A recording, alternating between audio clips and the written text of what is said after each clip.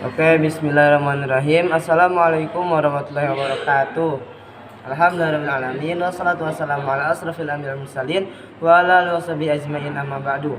Pertama-tama yang terhormat kepada Abi Hanif dan Umi Ida selaku pengawas menasbahkan Al-Qur'an Larebe Hanifida. Yang kedua yang terhormat kepada guru-guru MTS MA Al-Qur'an Larebe Hanifida. Tidak lupa pula kepada kepala sekolah MA Miss Alfi dan kepala sekolah MTS Miss Yuyun, dan yang terhormat kepada kedua orang tua saya, dan tidak lupa pula kepada teman-teman saya banggakan. Nah, jadi perkenalkan, nama saya Al-Hikam Tajul Aulia dari kelas 12 Madrasah Aliyah Al-Qur'an Larebe Hanifida. Nah, jadi di sini saya akan mempresentasikan tentang pelajaran insyaallah Al-Qur'an hadis, yaitu tentang pedoman. Nah, jadi di dalam Al-Qur'an hadis itu pasti membahas tentang Al-Qur'an dan hadis. Nah, jadi di sini saya akan menjelaskan tentang pedoman hidup. Nah, jadi pedoman hidup itu ada beberapa. Yang pertama itu sudah pasti Al-Qur'an. Nah, Al-Qur'an dalam bahasa Arab dibaca Al-Quran berasal dari kata qiraatun, yang artinya bacaan atau dibaca.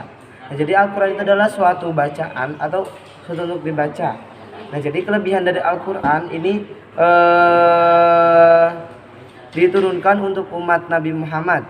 Nah, jadi Al-Quran ini salah satu mukjizat terbesar Nabi Muhammad dan diturunkan untuk umat Islam pada masa itu, sampai masa sekarang. Dan Al-Quran juga sebagai penyempurna pada kitab-kitab yang lain seperti kitab Injil, Taurat, dan Zabur. Nah, mereka tiga kitab itu memang sudah benar-benar kitab dari Allah, tetapi Al-Quran ini adalah penyempurna tiga kitab itu. Nah, kemudian pedoman hidup yang kedua adalah hadis. Nah, hadis diambil dari kata hadasa, yang artinya adalah mengabarkan. Nah, jadi kan tadi setelah Al-Quran kemudian hadis. Nah, jadi hadis itu adalah segala perbuatan, perkataan, pernyataan, dan sifat Nabi. Jadi seperti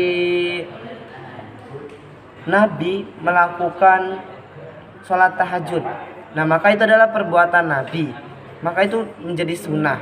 Kemudian apabila Nabi tidak melakukan ini, maka kita juga tidak melakukan ini, karena sesuatu yang dikerjakan Nabi adalah petunjuk hidup kita. Jadi seperti Nabi melakukan sholat malam, kita melakukan sholat malam. Apabila Nabi tidak memakan makanan haram, maka kita tidak memakan makanan haram. Karena tidak hanya di hadis, tapi di Quran juga ada tentang pedoman hidup kita. Nah, jadi Al-Quran dan hadis ini sebagai petunjuk agar kita tidak terombang-ambing dalam kesesatan. Begitu pula menjadi hidayah, obat, dan rahmat. Oke, sekali lagi saya mohon maaf. Wassalamualaikum warahmatullahi wabarakatuh.